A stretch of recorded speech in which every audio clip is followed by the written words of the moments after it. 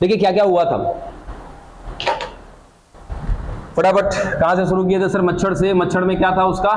लार। उसके लार में कौन मिल रहा था? प्लाज्मोडियम। प्लाज्मोडियम की कौन सी अवस्था मिल रही थी? स्पोरोजोइट। तो यहां से एक सवाल बताए थे आपको, याद रखिएगा कि पूछा जाएगा कि प्लाज्मोडियम की वो कौन सी अवस्था है जो संक्रामक अवस्था है, ठीक है? तो कौन सी अवस्था? स्पोरोजोइट। जब वो स्पोरोजोइट किसी मनुष्य को काटता है, सॉरी स्पोरोजोइट जब ये मच्छर किसी मनुष्य को काटती है तो वो प्लाज्मोडियम का स्पोरोजोइट उसके मुख में रहता है, उसके लार में रहता है, वो कहां चला जाएगा? हमारे रक्त में चला जाएगा। रक्त से होता हुआ कहां पे जाएगा? वो लीवर में चला जाएगा। लीवर में जाएगा तो इसका नाम क्या रख देंगे? साइजोंट, ठीक है? अब साइजोंट वहां पर जा करके ग्लाइकोजन उपस्थित है, वहां पे ग्लाइकोजन को भर पेट खाएगा, ठीक है? और सोच के देखो कि कोई भी कोशिका है, इस कोशिका ने क्या प्राप्त किया? पोषण को प्राप्त किया। तो पोषण को प्राप्त करेगा तो क्या करेगा? ये वृद्धि कर जाएगा। वृद्धि करने के बाद क्या करेगा? अब ये विभाजन करेगा, ठीक है?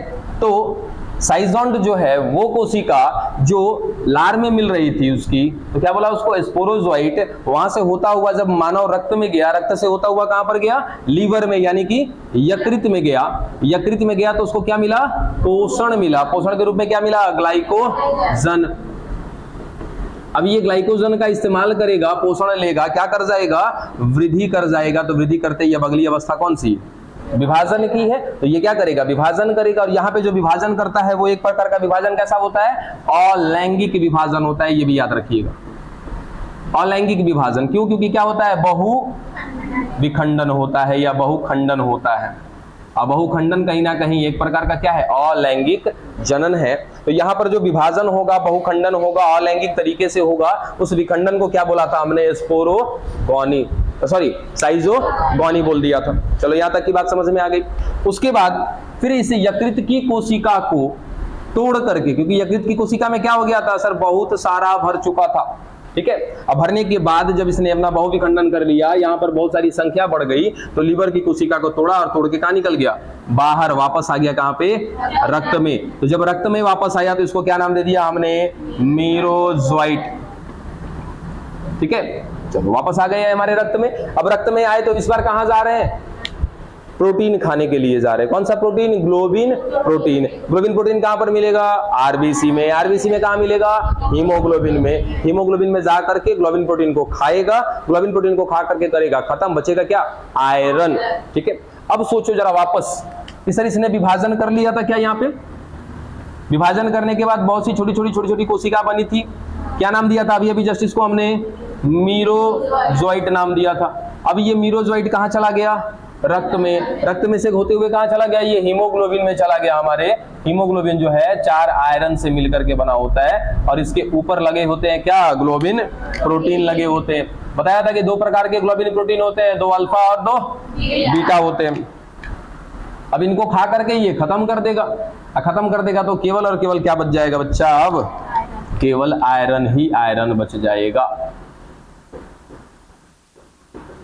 ठीक है? प्रोटीन खा करके खत्म कर दिया।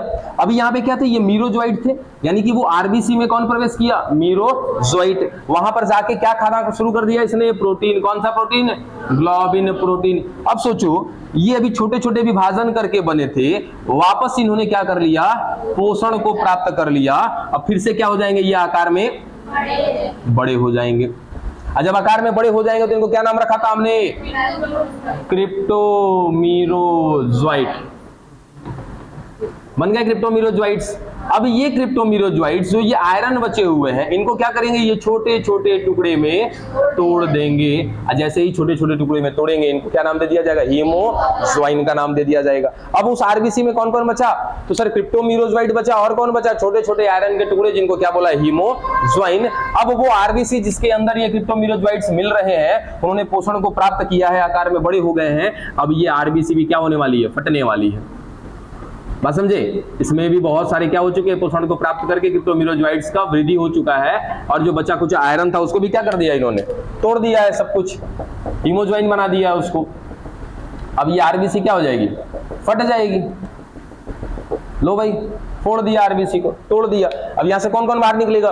क्रिप्टोमीरोजोइट्स, और कौन निकलेंगे? छोटे छोटे आयरन के टुकड़े, जिनको क्या बोला? हीमोजोइन। अब रक्त क्या है? रक्त हमारे पूरे शरीर में बह रहा होता है, ठीक है। अब ये रक्त जब जाएगा तो क्या क्या लेके जा रहा है सर? दो चीज को लेकर के जा रहा है, क्रिप्टोमिरोजॉइड्स को लेकर जा रहा है और किसको लेके जा रहा है? हीमोज्वाइन को लेकर के जा रहा है। अब ये हीमोज्वाइन क्या है? आयरन का छोटा छोटा टुकड़ा है, जहां भी जाएगा जाकर के मांसपेशियों से टकराएगा, उनको प्रेरित करेगा क्या करने के लिए? क्रमानुकुंचन करने के लिए। और लगातार वो फैलना से कूदना चालू करेंगे अनियमित तरीके से, जिस वजह से आपके शरीर में क्या होने लगती है? ठिठुरन होने लगती है। ठीक है, उसकी कहानी खत्म। बच कौन गया? क्रिप्टोमिरोजॉइड्स। अब ये क्या करेगा? तो वापस ये किसी दूसरे आरबीसी में प्रवेश करेगा।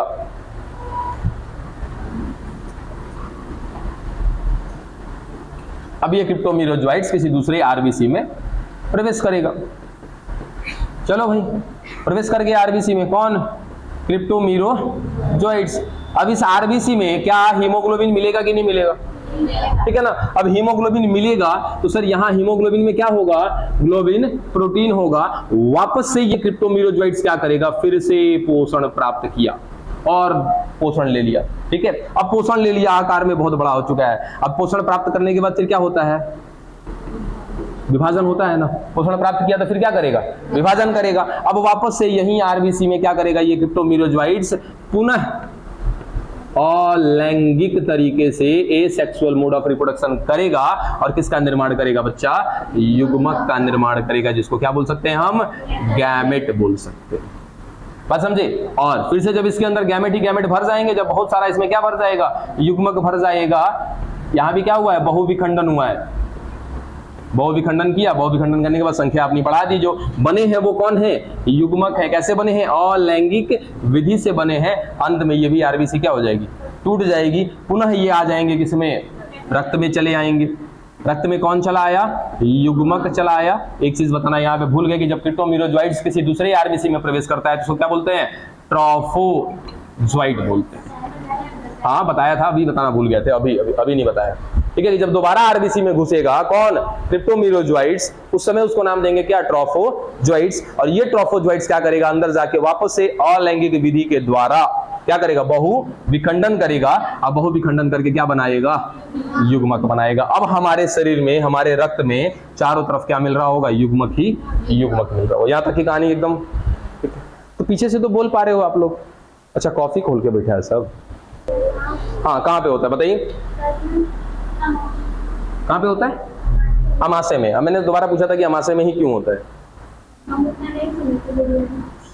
ये अमाशय तो कल ही किसी ने बता दिया था कि अमाशय में होता है, तो हमने वहीं पे पूछ दिया था ना कि अमाशय में ही क्यों होता है। हाँ, कोई बात नहीं है, तो अभी आप सोच के बताइए। चलिए, ये तो क्लियर हो गया कि निषेचन कहाँ पे होगा? अमाशय में होगा। लेकिन अमाशय में ही क्यों? देखिए, जैसे एक मानव के शरीर में निषेचन कहां पे होता है? मानव मादा में निषेचन कहां पे होता है? फैलोपियन नलिका में। गर्भाशय में क्यों नहीं होता है? सोचो, हम तो रट के बैठे हुए हैं कि फैलोपियन नलिका में ही होगा, लेकिन सोच के देखो कि शुक्राणु का गर्भाशय से होके ही जाता है ना, तो गर्भाशय में कहीं नहीं निषेचन होता है, जबकि निषेचन करने के बाद लाना कहां पे है? गर्भाशय में ही है। सर सोचे ही नहीं कभी। रीजन की सर वहां का वातावरणीय कंडीशन जो है निषेचन करने के लिए दी बेस्ट है।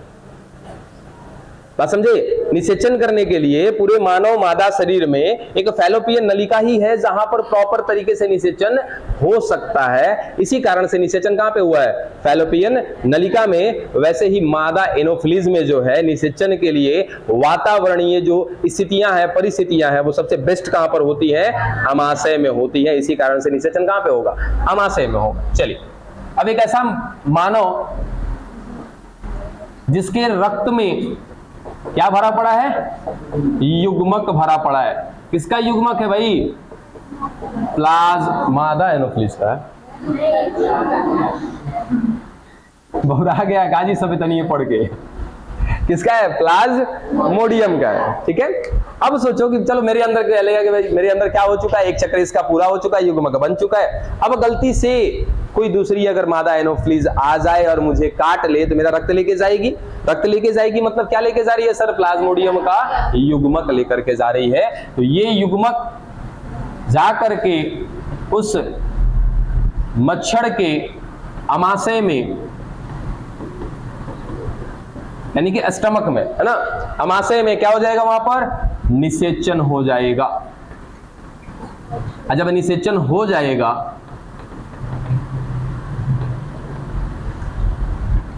आगे की कहानी क्या है, अब निषेचन हो जाएगा तो क्या बन जाएगा बच्चा, युग्मनज बन जाएगा। चलो लो युग्मनज बना देते हैं। ये कौन है, युग्मनज है, ठीक है। अब अरे देखो, तो एक और दो सवाल दिए थे ना जी, उकाइनीटी बोला था। उकाइनीटी क्या है, उकाइनीटी क्या है, कल थी ना, कल नहीं आए थे, काहे, बड़ी बुनियापुरी खवा रहा ना है, थोड़ा बुनियापुरी पे कम ध्यान दो बाबू। जब एग्जाम आपका बुनियापुरी खाना चालू करेगा ना, है क्या है क्या नहीं है, बराबर समय मिलता है हमको, इतना तो पता है कि बराबर समय मिलता है। कितना भी इधर उधर घूमेंगे ना, उसके बाद भी 2-4 घंटा का समय निकल जाएगा पढ़ने के लिए। बशर्ते हम अपने मन में डाल लेते, भाई बहुत घूम लिए, बहुत खा पी लिए, अब आराम से सोना है, कल देख लिया जाएगा जो होगा। अरे थोड़ा सा क्या होगा, तनिक से इतनी से खाली बेइज्जती होगा क्लास में, और कुछ ही होगा। हाँ जी, कोई बता रहा है उकाइनीटी क्या है? बिल्कुल, ये जो युग्मनज बना है ना, इसी का नाम है क्या, उकाइनीटी। याद रखिएगा, उकाइनीटी क्या है सर, जो यहाँ पर युग्मनज बना है इसी को क्या बोलते हैं, उकाइनीटी बोलते हैं। अब सोच के देखो जरा एक एग्जांपल, यहाँ पे लागू मत करना, बस एक एग्जांपल के तौर पे कि हमारे पेट में, हमारे अमाशय में क्या कोई एसिड है क्या? कौन सा एसिड है? HCl। पीएच वैल्यू क्या है उसका? लगभग अम्लीय है, तो जाहिर सी बात है सर बहुत निम्न होगा। पीएच क्या होगा? लगभग 7 पॉइंट। 7 पॉइंट में जाओगे तो क्षार होगा कि अम्लीय होगा? कम होगा। अरे बुड़बको है, यहाँ एक गुला दो 0, 7 से सॉरी 7 पे क्या होता है, न्यूट्रल होता है, ये पानी है। 7 से नीचे जाओगे है ना, तो क्या हो जाएगा, ये अम्लीय होता चला जाएगा। 7 से ऊपर जाओगे तो क्षारीय है। तुम्हारा बोरा गई हो है, और ये सर 1.8 के समथिंग होता है अपने HCl का पीएच वैल्यू, ठीक है। हाँ, उससे पहले कहाँ थे? अब सुनो क्या बताने जा रहे थे कि अगर पेट में हमारा कोई भी चीज है सर, वहां पे कुछ ऐसे वातावरणीय कंडीशन है जहां पर सूक्ष्म जीव हो या कोई भी चीज उसको मार करके खत्म कर दिया जाए, ठीक है। अब सोचो इसका निषेचन भी कहां पे हुआ है? अमाशय में हुआ है। क्या हम कह सकते हैं कि सर ये तो इसकी अगली पीढ़ी है, अब अगली पीढ़ी को क्या छोड़ देगा ऐसे ही कि बचाएगा इसको?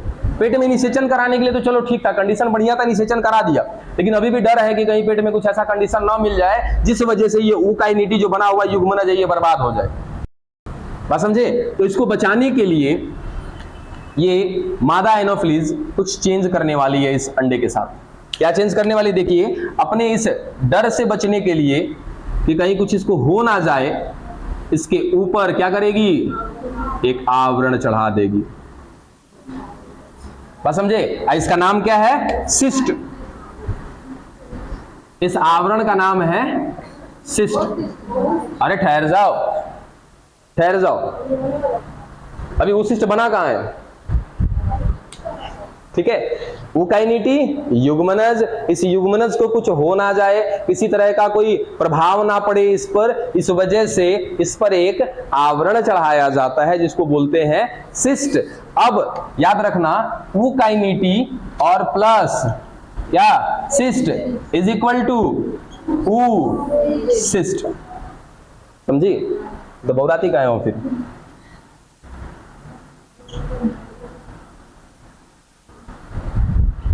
ठीक है, बन गया क्या, ऊसिस्ट। ऊसिस्ट का मतलब क्या था कि सर यदि उकाइनीटी के ऊपर एक आवरण चढ़ जाए ना, कौन सा आवरण? प्रोटेक्टिव आवरण, सुरक्षात्मक एक आवरण चढ़ जाएगा जिसका नाम होगा सिस्ट। और जब ये उकाइनीटी पर चढ़ जाएगा तो ये पूरी संरचना क्या कहलाएगी? ऊसिस्ट कहलाएगी, ठीक है। अब ये ऊसिस्ट क्या करेगा? देखना सर, ये ऊसिस्ट वापस से क्या करेगा? बहुविखंडन करेगा। ये वापस से बहुविखंडन करना शुरू किया। अब बहुविखंडन करके क्या करेगा? अंदर ही अंदर बहुत सारी कोशिकाएं बनाना शुरू कर देगा। क्या बहुविखंडन होगा तो क्या होगा सर? जाहिर सी बात है कि बहुत सी संख्या बनेगी इसमें, ठीक है। अब ये जो बहुविखंडन हुआ इस बार, इसको याद रखिएगा, क्या नाम देते हैं? स्पोरोगोनी। इस बार जो विभाजन हुआ, जो बहुविखंडन हुआ, ये भी बहुविखंडन कैसा है? अलैंगिक ही है। ठीक है। हाँ, लेकिन इस मादा शरीर में निषेचन हुआ है तो ये कौन सी प्रक्रिया हुई है? लैंगिक जनन हुई है। लैंगिक जनन होने के बाद युग्मनज बना, ऊकाइनिटी बना, फिर सिस्ट चढ़ा, उस पे क्या बना? ऊसिस्ट। ऊसिस्ट ने क्या किया? फिर बहुविखंडन किया। उस बहुविखंडन को क्या नाम देते हैं? स्पोरोगोनी। और इसकी वजह से सर अंदर में जो बहुविखंडन हुआ है ना, तो बहुत सी क्या बनी है? कोशिकाएं बनी है। अब ये वो कोशिकाएं हैं जिनको हम नाम दे दें क्या? स्पोरोजोइट्स।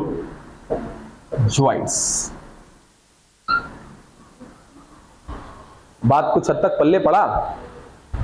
स्पोरोजोइट से शुरू किए थे और वापस कहां पहुंच गए? स्पोरोजोइट्स पे। क्या इसका जीवन चक्र हुआ कि नहीं? है ना। अब जीवन चक्र को पूरा करने के लिए कितने शरीर का सहारा लेना पड़ा इसको? 2 गो शरीर का सहारा लेना पड़ा। एक मनुष्य का यानी कि मानव का, और एक खुद इसका वाहक। ठीक है। अब जाकर के स्पोरोजोइट बन गया है। फिर क्या होगा सर? ऊसिस्ट फटेगा। ठीक है। अब ऊसिस्ट फटने के बाद अंदर कौन? स्पोरोजोइट। ये यहां से निकलेंगे, इसके आंत से होते हुए ये स्पोरोजोइट कहां पहुंच जाएंगे? वापस इसके लार में पहुंच जाएंगे। खत्म हो गया बच्चा मलेरिया। हाय तौबा, मजा आ गया।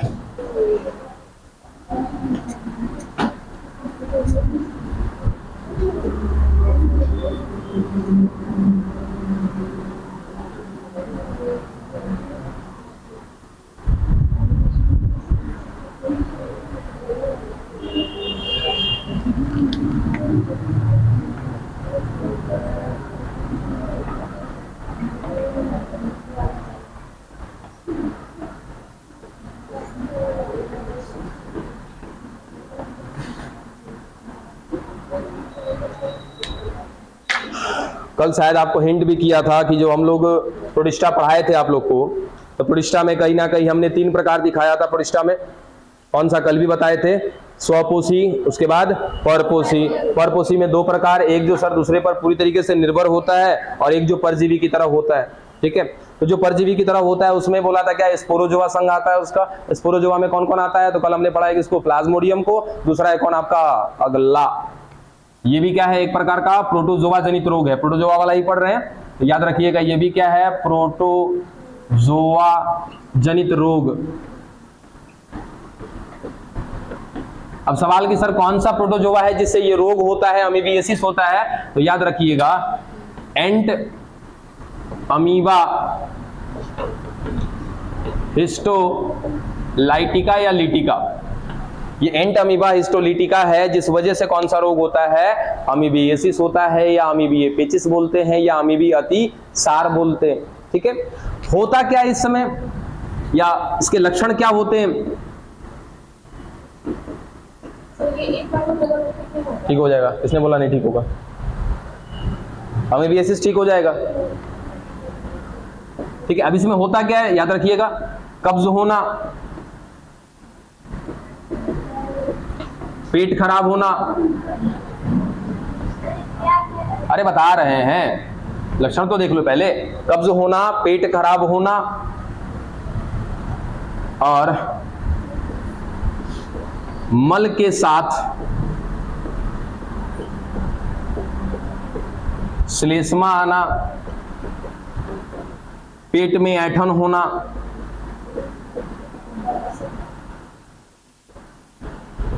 ये सभी क्या इसके लक्षण हैं। ठीक है। अब ये होता कैसे है, आप तक पहुंचता कैसे है?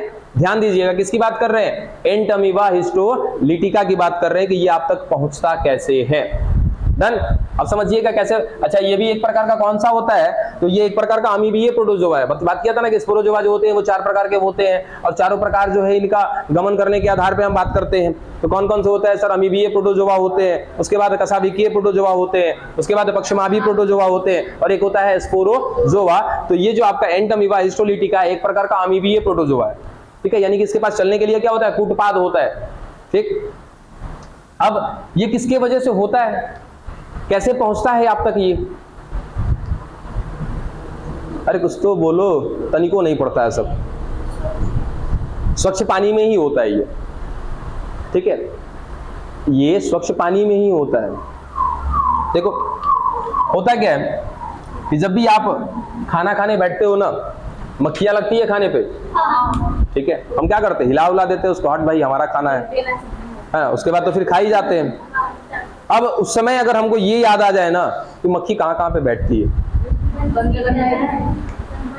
बस समझे, जिस मक्खी को आपने हटाया कि भाई हट जाइए, हमारा खाना है तुम्हारा खाना नहीं है, बस उस समय ये एहसास कर लो कि ये कहाँ से बैठ के आई होगी, तब तो फिर कल्याण हो गया अपना।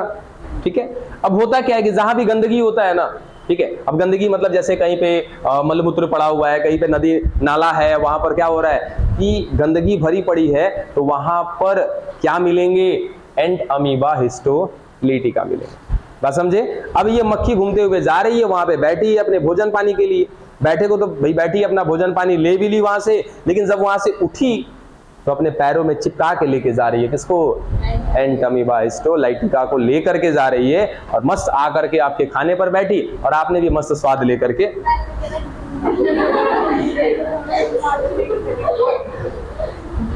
खैर जो भी है, नहीं वो अच्छी वाली है, वो अपने रूम में ही रहती है वो, ठीक है, जो भी है जैसा भी है, बस हम अभी आपको बता दिया कैसे होता है। अब ये जो रोग होता है ना, इस रोग को एक नाम देते हैं, मल मुख पथ, faecal mouth track, faecal mouth track. इसका मतलब क्या होता है कि सर ये एंट अमीबा हिस्टोलिटिका जो है कहां पर मिल रहा था, गंदगी पर मिल रहा था, उसके बाद ये हमारे मुख के रास्ते में चला गया। ठीक है, इसी कारण से ऐसे रोग को नाम दिया जाता है क्या, मल मुख पथ का नाम दिया जाता है। डन। अब इसकी वजह से लक्षण साफ साफ लिख दिया है, क्या होता है और किस वजह से होता है, तो ये कैसे फैलता है, तो याद रखिए कैसे फैलता है, घरेलू मक्खी से फैलता है। हाँ वो फल पे लगती है, कहीं बाजू में नाली वाली दिख जाए तो वहां भी डुबकी मार के निकलती है।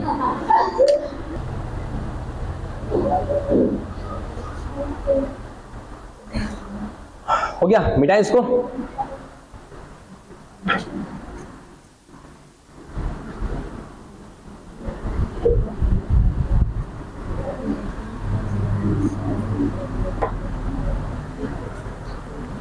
अगला है आपका रोग जो पढ़ने जा रहे हैं, वो क्या है, कृमि जनित रोग। कृमि को क्या बोलते हैं, वर्म बोलते हैं। ठीक है, और जो कृमि जनित रोग में जो पहला रोग हम पढ़ने जा रहे हैं, उस रोग का नाम क्या है, एस्केरियासिस। ठीक है, अब एस्केरियासिस जो है, इस रोग की अगर बात करें तो ये किससे होता है सर, एक कृमि से होता है, एक कीड़ा से होता है जिसका नाम है एस्केरिस लम्ब्रिकॉइड। ठीक है, ये है कौन, तो याद रखिएगा एक प्रकार का राउंड वॉर्म है, जिसको कह सकते हो आप गोल कृमि। ठीक है, ये गोल कृमि की वजह से होता है क्या, एस्केरियासिस। अब सीधा सीधा कि सर इसमें लक्षण क्या आते हैं। ठीक है, तो इंटरनल ब्लीडिंग होगा, बता रहे इंटरनल ब्लीडिंग, जिसको क्या बोलते हैं, आंतरिक रक्तस्राव। यानी कि भाई अंदर कीड़े हैं, कीड़े जहां तहां काट रहे होंगे, जिस अंग को काटेंगे वहां से क्या हो जाएगा, ब्लीडिंग होना शुरू हो जाएगा, उसको क्या बोलते हैं, इंटरनल ब्लीडिंग, आंतरिक रक्तस्राव हो जाएगा। अरक्ता हो जाएगा, अरक्ता का मतलब सर रक्त की कमी होना, रक्त की कमी होना। अब आपके अंदर पल रहा है ये, आप जो भी खा रहे हो, अच्छा दूसरी चीज और एक चीज, पोषणता की कमी हो जाएगी आपके अंदर।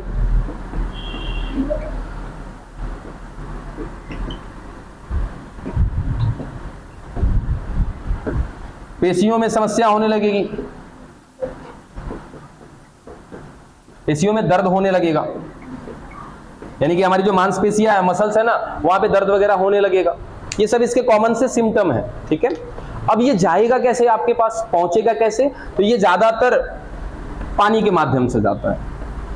ठीक है, होता क्या है कि ये जो एस्केरिस है आपके, एस्केरिस लम्ब्रिकॉइड्स, ये करते क्या है सर, ये अपने अंडे देते हैं। ठीक है, और ये जो अपने अंडे देते हैं, ये ज्यादातर किस कहां पे देखा जाता है, पहाड़ी इलाकों में देखा जाता है, कि पहाड़ी इलाकों में जहां तहां ये अंडे दे देते हैं। अब पहाड़ी इलाकों में जो पानी पीने के लिए आता है, मे भी आप इसमें से कोई भी ऐसा नहीं है जो पहाड़ी इलाकों से बिलोंग करता है। ठीक है, हम लोगों ने महसूस किया है, देखा भी है, जब हम लोग को लगता है करीब आज से 2-3 साल पहले जब हम लोग गए थे दार्जिलिंग, है ना, तो दार्जिलिंग गए थे तो वहां पे पानी पीने के लिए पीने के लिए कौन सा पानी है? पहाड़ का ही पानी है।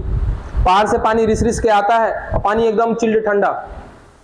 अब सोचो कभी कभार मूड है चेंज हो जाता है, अब वैसे ठंडे जगह पे जाके और हमने इच्छा जाहिर की तो ठंडा पिएंगे, वो ठंडा ससुर बाहर में रख लेता, उठाया निकाला दे दिया, बोला लीजिए। अब बोले फ्रिज में वाला दो, बोला पी के देखिए, अगर कमी महसूस होगा तो बोलिएगा, फ्रिज से निकाल के देंगे। अब जाहिर सी बात है हम लोग 14 डिग्री 10 डिग्री टेम्परेचर में वहां पे रह रहे हैं, तो अब उसको वहां पे फ्रिज की जरूरत तो पड़ेगी नहीं, बस निकाला पिया। तो वहां पे पानी पीने के लिए क्या वही पहाड़ का पानी रिस रिस के आ रहा होता है, पहाड़ से बर्फ लगा हुआ है, वहां से धीरे धीरे पानी रिस रिस के आ रहा है। अब उधर रास्ते में जहां भी इस एस्केरिस लम्ब्रिकोइड के अंडे दिखेंगे, उस पानी के साथ क्या हो जाएंगे? अंडे मिक्स हो जाएंगे, वो पानी नीचे आ जाएगा। हालांकि वहां पे फिल्टर लगा रखा है लोगों ने, ऐसा भी नहीं है, लेकिन वो फिल्टर इतना ज्यादा ताकतवर नहीं है कि इतने छोटे से अंडे को वो छान सके। ठीक है, थोड़ा बहुत छानता भी है, थोड़ा बहुत भी अगर बचा पानी के माध्यम से आपके अंदर चला गया। अब अंदर जाएगा, आप जो भी खाना खाओगे वो आपसे पोषण लेता रहेगा, आपका शरीर एकदम कमजोर होने लगेगा। लिख देना यहाँ, कमजोर भी हो जाएगा आपका शरीर। कारण कि आप जो भी खा रहे हो उसका आधा तिया हिस्सा तो ये खा जा रहा है आपके अंदर और अपनी संख्या बढ़ा रहा है बहुत तेजी से। अब गया तो था एकदम छोटा सा, ठीक है, बड़ा हो चुका होगा पोषण को प्राप्त करके, अंदर ही अंदर पूरा। हाँ, अंदर अंदर अंदर इंटरनल क्या चीज? इंटरनल ब्लीडिंग का मतलब नहीं समझते हैं। हमारे अंदर मान लो हमारे पेट में है, पेट में कहीं पे जाके पेट के हिस्से में काट दिया, वहां पे ब्लीडिंग होने लगेगा कि नहीं होने लगेगा? क्या वो ब्लड आपको दिखेगा? बाहर थोड़ी आएगा। हाँ, जहां नहीं, अभी बताने जा रहे हैं। इंटरनल का मतलब तो कुछ तो समझो। इंटरनल मतलब अंदर, जिसका बाहर कोई समझ में नहीं आएगा आपको कुछ, तो ये इंटरनल ब्लीडिंग होगी। अंदर काटेगा आपके अंग को तो वहां पर क्या हो जाएगा? ब्लड आना चालू हो जाएगा। तो ऐसे ब्लीडिंग को क्या बोलेंगे? इंटरनल ब्लीडिंग बोलेंगे, आंतरिक रक्तस्राव बोलेंगे। ये तो हो ही रहा है। उसके साथ साथ आपके अंदर रक्त की कमी होने लगेगी, इसको क्या बोलेंगे? अरक्ता बोलेंगे। पोषण की कमी होने लगेगी, आप जो भी खाओगे वो सारा पोषण तो ये ले लेगा। अंत में क्या होगा? आपका शरीर कमजोर होगा, मांसपेशियों में क्या होने लगेगा? दर्द होने लगेगा, जोड़े दर्द करने लगेंगे। ये सब की कहानी ठीक है। उसके बाद अगर इनकी संख्या अत्यधिक हो गई, मुंह से बाहर आने लगेंगे। इनकी संख्या यदि अत्यधिक हो गई तो ये मुंह से बाहर आने लगेंगे। और यदि गलती से यहां घुस गए ना, पागल हो जाएगा वो आदमी, मर भी सकता है। हा? पानी पिया था भाई, है ना, पानी पिया था। उसके बाद वहां क्या पियोगे? स्प्राइट। जाना बच्चा, आप दार्जिलिंग जाके स्प्राइट पी के अपना प्यास बुझा लेना,